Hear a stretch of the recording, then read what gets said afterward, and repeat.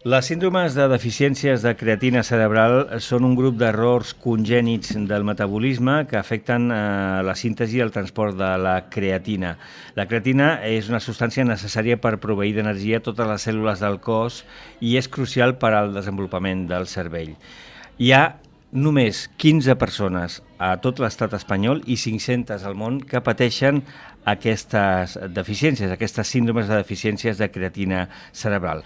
Els símptomes associats a aquesta malaltia estan caracteritzats per un retard generalitzat del desenvolupament, trastorn a la parla, discapacitat intel·lectual, altres alteracions, però com veurem ara tot seguit pel testimoni de les persones que ens acompanyen, doncs cada cas és diferent i la simptomatologia pot ser diversa. Com deia, hi ha només unes 500 persones a tot el món, 15 a Espanya, que estan afectades per diferents tipus de deficiències de creatina, i per ocupar-nos d'aquesta realitat, que és molt difícil perquè una malaltia tan desconeguda com aquesta i de la qual se saben encara poques coses, doncs no fa gens fàcil, òbviament, la vida de les persones que la pateixen i de les famílies del seu entorn. Per això ens acompanyen avui 3 persones, 3 membres de l'Associació Espanyola de Famílies Afectades pel Dèficit de Creatina. Són la Núria Quinquillà, benvinguda. Hola, què tal? La Mari Carme Sunyer, benvinguda, bona tarda. I l'Eugènia Cerdà, benvinguda. Bona tarda. Dèiem en aquesta primera explicació que la simptomatologia pot ser diferent en funció dels casos. Vosaltres 3 sou mares de 3 nois que pateixen aquesta malaltia, més o menys de la mateixa edat els nois, 27 anys en 2 dels casos, 28 anys un altre, però teniu en comú aquesta experiència i les dificultats de les quals ara parlarem que comporta gestionar això, però anem cas a cas, com és, per exemple, la realitat del vostre fill, Eugènia. Sí, mira, el meu fill es diu Pep, té 27 anys, com bé has dit, i llavors ell és el que està menys afectat, però té una certa autonomia, perquè ell va sol als llocs, està en un taller ocupacional i pot fer una feina així de taller i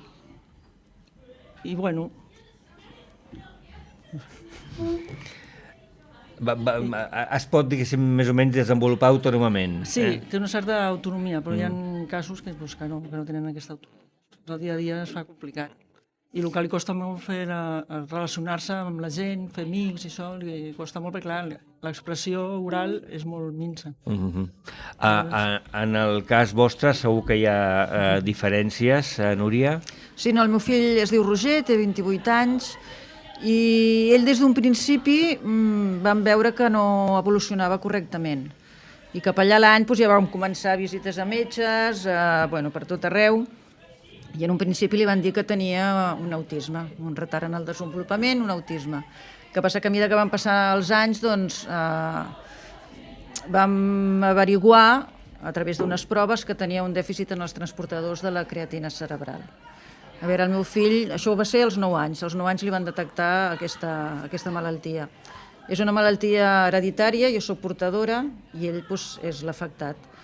El meu fill és el que està més afectat de tots els de l'associació, perquè el meu fill no parla, no diu ni una paraula, no té gens d'autonomia, té epilèpsia, que per sort fa un any que li hem pogut controlar amb un medicament que és a base de cannabis, o sigui, porta un any que no té atacs, però abans eren tenir 10, 15 atacs al mes, 20, 30, i gràcies a això portem un any de tranquil·litat, perquè havia tingut alguns atacs que eren estatus convulsius, que és que no li paraven i havia d'anar a la UCI per parar-li.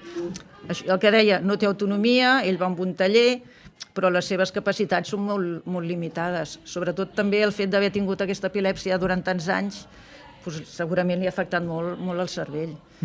I necessita ajuda per tot, en definitiva. Vull dir, ell no parla, li has de vestir, l'has de banyar, li has de fer tot. El que passa que per una altra part és un nen molt carinyós, que et ve a buscar, però clar, poca cosa pots fer. Vull dir, ell no té tampoc ni joc, li costa molt tot, ni té un llenguatge alternatiu que et puguis comunicar amb dibuixos, perquè tampoc no li interessa. Vull dir, el joc que té és molt pobre. Ell no s'entretén mirant la tele ni té cap mena de joc. Vull dir, però bueno, aquí estem intentant. Vam provar moltes teràpies quan era petit, acupuntura, hípica, jo què sé, tot el que et venia al cap, un tractament que era com es deia? Bueno, un tractament intensiu, que venia una psicòloga a casa 8 hores, dissabte inclòs, feia 40 hores a la setmana de tractament, va durar 5 mesos perquè costava com 200.000 pessetes al mes aquell tractament i no és assumible per cap família si no ets milionari. Està clar. I bueno, doncs aquí estem, intentant donar suport a l'associació i intentar veure si hi ha algun tractament que li pugui funcionar. Sí, perquè no ho hem dit abans, però aquesta malaltia ara per ara té diagnòstic, però no té tractament. No. La Mari Carme Sunyer també és mare d'un noi amb el síndrome de deficiència de creatina de 27 anys, sí? Sí. El teu cas és diferent, també el de l'Eugènia i el de la Núria, sí? Bueno, una mica semblant, però també diferent. Pues l'Àlex té 27 anys i bueno, al principi, igual que Núria, pues, van començar, jo tinc una nena més gran, que té 3 anys major que el nen, i una mica vaig començar a veure que les coses amb l'Àlex no eren igual, no funcionaven de la mateixa manera que amb la meva filla. I bueno, vaig començar amb el metge, amb el pediatre, que l'Àlex jo el veia diferent, el metge em deia que cadascú anava al seu ritme, i bueno, van començar per aquí. I bueno, ja després van començar a veure que realment la dificultat de l'Àlex era més gran i va començar a anar a estimulació precoç i bueno, va ser tot una mica així. El primer diagnòstic que va tindre l'Àlex va ser una mica del trastorn del desenvolupament, que aquí va una mica tots anant allà. Després el segon diagnòstic va ser autisme i durant 11 anys va tindre autisme. I jo no estava massa conforme amb el diagnòstic perquè no encaixava una mica en tot allò que em deia, perquè precisament l'Àlex és molt sociable, ell no té parla tampoc, però ell sempre té molt criteri, sap el que li agrada, és molt relacions públiques. Com us comuniqueu? Si no té verbalitat, però com us comuniqueu amb ell? Es fa entendre. Els seus ulls, jo sempre dic que els seus ulls parlen. I a més és que té molta expressió, perquè el meu fill sempre està rient i és molt expressiu i d'alguna manera sempre diu petites paraules perquè jo ho entenc. I vam intentar amb un comunicador de parlar i amb moltes teràpies, com ha dit la Núria, d'estimulació i, bueno, tot va bé, però tampoc és la panacea. Et gastes molts diners trobant una mica un suport, intentant poder-li donar una mica la millor qualitat de vida, però després amb els anys la cosa se me va anar complicant cada vegada. Què passa? Que quan l'Àlex també tenia epilèpsia, però sempre va estar controlat. Però una mica amb l'adolescència van començar amb problemes més greus. Primer, l'Àlex, com he dit, és un nen amb molt de criteri i els recursos que n'hi ha, tampoc n'hi ha molts recursos apropiats, que això també dificulta molt l'actitud que va començar a tindre el meu fill. L'Àlex, com que no pot parlar i ell sap el que vol, va començar amb trastorn de conducta, associat una mica a la malaltia que ell té.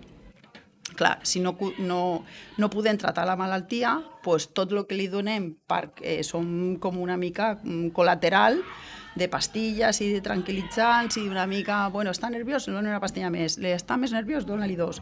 Vam arribar a un punt que l'Àlex cada vegada que s'enfadava ja això remitia a un brot agressiu i, per desgràcia, cada vegada va anar a pitjor i ja era més freqüent i de molta més intensitat. Vam passar la pandèmia a casa, va ser una pandèmia molt dura, especialment dura, segur. Molt dura, i van tindre que vindre moltes vegades als serveis d'emergència a casa a ajudar-nos perquè ell té molta força, és un nen amb 27 anys i té una força i quan ell està molt bé, però quan agafa la seva, entre cometes, rabieta, no és una rabieta d'un nen petit. Clar, els problemes són molt més grans. I no sé si per sort o per desgràcia l'Àlex el van tindre que ingressar al centre a Sant Joan de Déu, és una unitat especialitzada en trastorn de conducta, i ara està bé amb aquest recurs, però clar, l'Àlex tenia que haver entrat molt abans del moment en què va entrar, perquè quan va entrar ja anava amb 2 anys de més, perquè és un servei que funciona molt bé, però que n'hi ha molta demanda, perquè és l'únic, Sant Joan de Déu és l'únic a tota Barcelona i Rodalies que dona aquest servei. Clar, hi ha llista d'espera. I n'hi ha una llista d'espera... Aquest és un punt que sí que teniu en comú, i és que en tots 3 casos, i suposo que deu ser comú a la quinzena de casos que hi ha a l'estat espanyol, el diagnòstic de que finalment el que pateix és una síndrome de deficiència de creatina cerebral és relativament recent, perquè fa... N'hi ha 11 anys. Exacte. O sigui... Vull dir que 11 anys sense saber que el que tenia era això, en el teu cas, i suposo que equivalent. Més o menys, sí. S'ha avançat, per tant, entenc, en la capacitat de diagnosticar, però no pas en el tractament. S'està fent recerca aquí a l'estat espanyol sobre això o no? Aquí no. Abans sí que teníem el mateix metge que ens portava a les 3, Sant Joan de Déu, el doctor Campistol. El doctor Campistol sí que feia. I ell sempre em deia, cada vegada que anàvem a la consulta, dirà, ja trucaré, que et donaré bones notícies, però el doctor es va jubilar i no ha avançat prou. Van fer experimentals i van provar coses, però... Sí, van fer, tots 3 van fer un tractament a base de creatina, arginina, glicina, donant-li molta quantitat a veure si d'aquesta manera podia arribar més al cervell. O sigui, encara que falla el transportador, però donant més quantitat, potser alguna miqueta arribava. Però en el nostre cas no va funcionar. No va funcionar. En el meu cas, el Pep, a més de la creatina i tots aquests aminoàcids que li donaven, va fer un tractament a base d'una dieta cetogènica, que sempre tenia que estar amb cetosis, que deien que anava molt bé pels que tenien epilèpsia. En el seu cas no ha tingut mai epilèpsia, però tampoc li va fer res, vull dir, no, el tractament tampoc va funcionar. Però clar, són tractaments com una mica pal·liatius, de provar a veure què passa, un experiment, conillets d'Índies, en definitiva. Sí, el que deia la Carme, vas tractant al voltant, però no busques l'origen. Però no estàs en el focus, no estàs treballant sobre el focus de la malaltia. Entenc que per tot això que expliqueu, vosaltres i les altres famílies afectades vau fundar aquesta petita associació, perquè clar, són poques famílies afectades i per tant l'Associació Espanyola de Famílies Afectades pel Dèficit de Creatina són poques. Aquí tenim 3 de la ciutat de Barcelona. Quanta gent hi ha a Barcelona? Molta més? Una família més. Una família més. Però que no és de Barcelona ciutat, sí, és de Lliçà d'Amunt, em sembla que és. I clar, el que us queda també és posar-vos en comú les experiències, intentar fer pressió, que no sé si ara m'ho explicareu, si us en sortiu gaire o no amb aquesta pressió, perquè també entenc que mentre la medicina no avanci és difícil doncs, que pugui millorar la situació. Però us trobeu sovint amb les altres famílies de l'associació? Un cop al mes, més o menys, fem una reunió de totes les famílies via Zoom. I allà expliquem una mica com estem i fem un seguiment de la situació. I també fem moltes activitats, però clar, com estem repartides per tot Espanya, potser el grup de Madrid fan unes classes ara faran body balance, em sembla, per recaptar diners, sobretot per poder-los portar cap als Estats Units i que allà, com hi ha uns estudis que estan fent, doncs que ajudar-los perquè no els hi fallin, no faltin diners i que puguin continuar investigant. Entenc que és als Estats Units on s'està, diguéssim, concentrant l'esforç d'investigació. Allà hi ha estan fent investigació.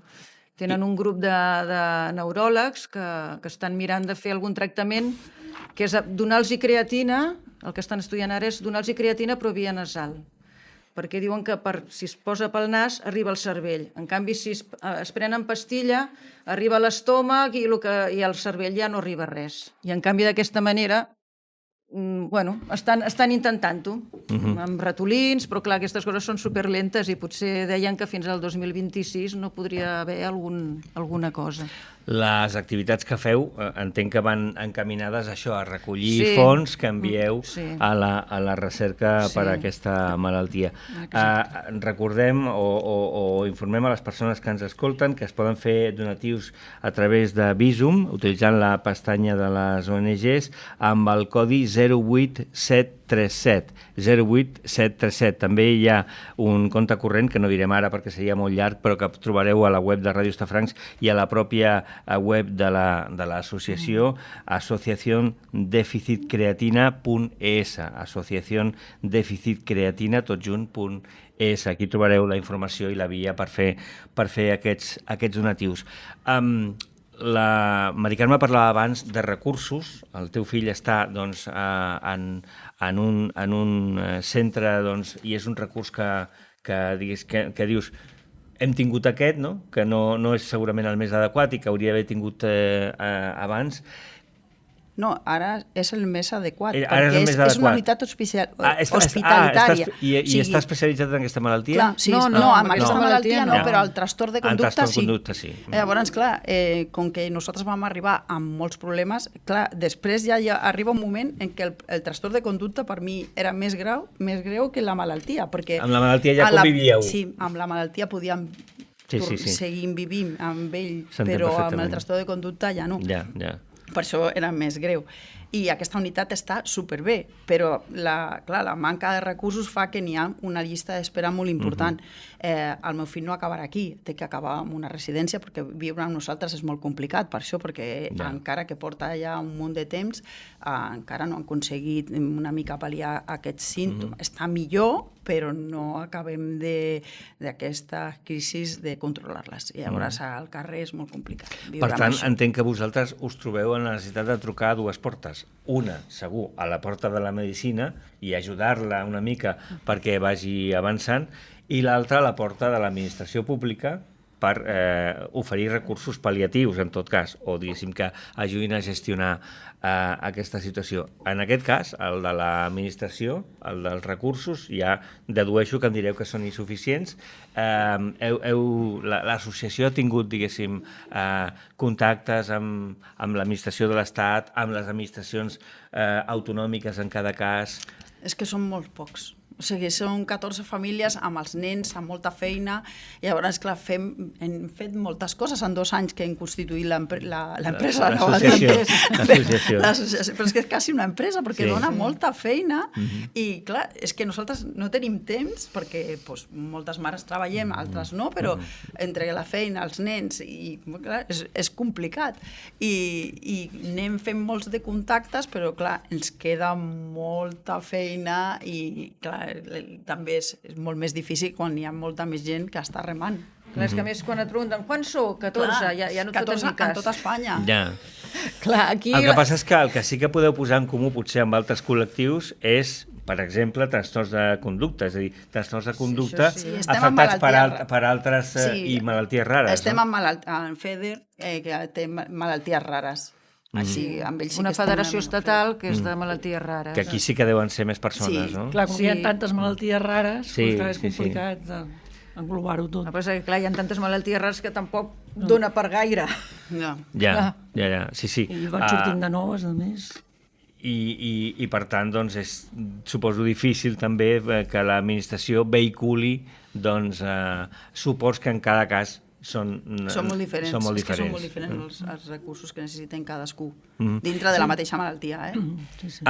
Parlem de la medicina, la pota més important segurament, de cara a futur evidentment és la que ha d'aconseguir, com en tantes altres malalties, que les persones que tinguin aquestes síndromes tinguin millor qualitat de vida i els seus entorns familiars també. Mentre això avança, dèiem, l'Estat i els recursos, les administracions i la societat, és a dir, i la resta de la gent, els veïns, els clients, quan coneixen aquesta situació, quan la troben, la gent reacciona bé, la gent sap respondre. Us heu trobat amb alguna dificultat afegida en aquest terreny?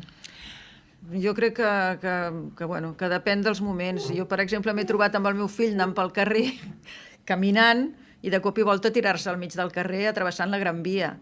I ningú ha estat capaç d'ajudar-me. Vull dir que et trobes en molts casos, o jo que sé, un dia estàvem en un parc i el meu fill pujava, era petitó, baixava pel tobogan, i clar, feia coses rares, vull dir, li veies que no estava bé. I hi havia una altra mare amb una nena, i la mare li deia, surt d'aquí, aparta't. Ja.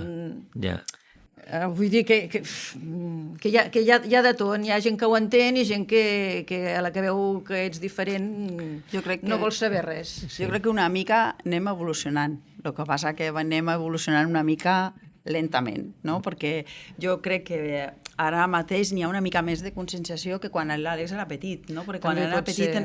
estaven una mica com tot més tabú, no? Perquè si l'Àlex anava fent roig al metro, doncs la gent, tothom estava mirant i tothom t'està allí posant una mica... Bueno, qüestionant, no? Sí, sí. Qüestionant una mica. Sí. I ara, bueno, crec que la gent, a mi m'ho sembla, que ja et miren d'una altra manera. No? I crec que potser la pel·lícula de Campeones ens ha anat molt bé perquè una mica estan donant una mica visibilitat a lo que sempre hem estat una mica com apartats. Suposo no? que també els nostres fills, com són més grans, ja es veu que estan malament, però quan són més petits tampoc no... Clar, físicament són uns No nens li nota. normals. Sí. Vull dir, no tenen una característica especial o un... I a determinades edats els nens sempre tenen comportaments una mica estranys. Aleshores, clar, a vegades poden pensar, mira, aquest nen fa una rabieta i la mama no sap què fer. Exacte. Sí. Està clar. Ja es veu. A vegades va pel carrer a escoltar música i tal, comença a gesticular o Ja. a parlar sol i tal, clar, la gent se'l mira així diferent. En perquè estan queden moltes més coses que fer amb la sensibilitzats, sí. societat, Sí, perquè sí. fins que no t'atrobes... Bueno, és que això No. que diuen de la inclusió és molt relatiu. Sí. La informació entenc que és molt important, és a dir, que la societat en el seu conjunt conegui que hi ha situacions com aquestes, altres malalties rares que segurament també deriven en algun cas en comportaments anòmals, per dir-ho així, doncs el fet de que és una mica el que tu venies a dir, no? Que hi hagi més informació pot ajudar a que a les primeres de canvi no pensem, mira aquesta mare que no sap educar el seu fill que té un comportament estrany o té una rabieta aquí enmig del metro, no? Exacte. Per exemple, sí, clar. Com més informació, ja ho diuen, la informació és poder, doncs, doncs és això. En tot cas, vosaltres tres i la resta de famílies que tenen aquest problema, doncs no us queda un altre de debò, però heu pogut arribar a conviure amb aquesta malaltia, amb aquestes condicions, amb aquestes limitacions dels vostres fills, i això suposo que a nivell personal, a nivell familiar, doncs d'una banda és un gran desgast i de l'altra també és una gran font de creixement, no? Sí, no, Sí. aprens molt, i a més si tenen germans, doncs també són nens molt carinyosos, molt agraïts, vull dir que... I els germans, en el cas del Pep té una germana, no? Sí, una germana i un germà. I un germà. Més gran, ja s'ha anat a viure fora, és més gran, però, bueno, clar, la relació tampoc és molt normal, una relació normal. Sí. En la vostra realitat, Núria, familiar... Bueno, jo tinc una altra filla, el que passa que el meu fill està molt incapacitat, aleshores és molt difícil comunicar-se amb ell. I amb la meva filla doncs, no han tingut massa tracte. La veritat és aquesta. Vull dir, van una mica per lliure tots dos. L'Àlex té germans? Sí, m'ho has dit abans. Ell. I bueno, l'Àlex no té pare, perquè el seu pare quan van començar amb els problemes de l'Àlex, el pare va dir que l'Àlex no tenia cap problema i bueno, va marxar, i ens va quedar els meus dos fills i jo junts, i la veritat és que la meva filla ha sigut sempre... Ui, ara ploraré. Tranquil·la, és evident És que amb la meva filla, la veritat és que hem fet Heu hagut de fer molta pinya, clar que sempre, sí. i ella sempre, com que ha sigut la més gran que l'Àlex, sempre s'ha fet molt responsable d'ell. Per tant, també a tu t'ha tocat fer de pare i de mare. Sí, és una mica més complicat. Una mica més complicat en aquest cas. Sí. L'Associació Espanyola de Famílies Afectades pel Dèficit de la Creatina entenc que té vies de comunicació per persones que segur que estan identificades totes les persones, famílies que pateixen aquest problema, això està clar. No crec que hi hagi ningú. Potser hi ha gent que no ho sap encara, no? Que no vol participar. O que no vol participar, sí. Penseu que hi ha moltes més famílies que aquestes 15? Segurament adults, per exemple, que siguin més grans que els nostres, que no els hi han fet estudis. Ja. Sí, han Per d'haver-hi exemple. segur. No pot ser Clar, en tan pocs perquè casos. el més gran és el que nosaltres sapiguem aquí, és el meu, que en té 28. Però segur que n'hi hauran de I si 29, nosaltres de no 30, de 40, que Clar. potser ho tenen, però si No no ho els hi han... saben. Jo tenia el diagnòstic d'autisme i si no hagués anat buscant, Clar. perquè a mi no m'encaixava, s'hagués quedat amb autisme. Això ara ja no passa, no? Perquè em dèieu, amb una analítica convencional d'orina Es troba. es pot trobar això. Sí, el que passa que el metge té que tindre la informació Clar. de diagnosticar la malaltia. Ja. Perquè si no, Clar, igual si no, potser- està allà però no la veu. És que hi ha tantes malalties rares i tantes, jo què sé, tants cromosomes, tantes... És que és complicadíssim amb les malalties Clar, rares. quan són petits i que tarden molt a començar a parlar i tal, diuen, bueno, quan sigui gran ja parlarà, no? Sí, No per li donaven exemple. importància. Clar, cadascú Però lleva el seu clar, a mi que es va ritme, fent que gran, va- el meu, per exemple, va poder fer tota la primària en una escola ordinària. Però després, clar, la diferència que a vegades agafen més gran, Ja, tenia exacte. que posar una escola especial, no? Penseu que dintre del sistema sanitari, més enllà de que la medicina està doncs, amb prou feines aconseguint avenços en aquesta malaltia en concret, però que la resta de metges doncs, hauria d'haver-hi més informació interna per, com a mínim, tenir la mentalitat més oberta i no anar, dedueixo, pel camí fàcil de dir el teu fill té autisme, sense mirar més. És a dir, aquest esforç que tu vas fer, doncs que s'hauria d'inculcar als metges perquè d'alguna manera busquin més quan es troben una sintomatologia que no té una explicació clara? Home, segur que sí, clar, s'ho tindria que fer. Sí. Jo tinc moltes esperances perquè es farà aquí a Barcelona, es farà a l'Hospital de les Malalties Rares i allà sí que tindrem una mica com tot més centralitzat i una mica, clar, nosaltres que som els nens més grans sí que ens hem trobat anar a metges particulars amb el teu diagnòstic i jo sempre deia, és que anava al metge, li deia el que tenia el meu fill i deia al metge, com si portés a ET, l'extraterrestre, saps? Com què m'està explicant aquesta dona? No tinc ni idea. Ja. Diu, no, vés a l'hospital públic perquè és Sí, que no sí, saben sí. què dir-te. Sí. I això, pues, crec que amb aquest hospital que es farà nou i que està una mica tota la informació de tot estatalment, es trobaran molt més recolzats tots els nens que comencen el camí que nosaltres vam començar i a nivell terapèutic segur que funcionarà molt millor. Bueno, jo tinc aquestes esperances. És que hi ha com més de 7.000 malalties rares. Aleshores és difícil que un metge sol conegui 7.000 malalties. Està clar. Però si comparteixen les historials, si comparteixen tota la informació, doncs la informació és poder, que és una mica... Per això ara hi ha un nen que l'han diagnosticat que té 2 anyets, perquè han anat aprenent amb tot aquest temps que portem nosaltres. La informació és poder i també, diguéssim, empodera això que feu vosaltres a través de l'associació, d'aquesta associació tan petita, perquè sou poques les persones i les famílies afectades, que és compartir les experiències. Clar, intentar ajudar. Ahir el que et deia, no? Que ahir vam estar intentant parlar amb una altra noia de Ginebra, per una mica ajudar dintre del que puguem. Perquè es trobava molt sola, perquè allà a Ginebra tampoc hi ha cap més família. Aleshores vam estar parlant amb una mare amb 2 fills que tenen aquest trastorn i que ho està passant molt malament. Per tant, aquestes trobades que dius que feu l'Associació Espanyola via videoconferència, segurament doncs, també cal que les feu, no sé si les feu de tant en tant, a nivell més internacional també, no?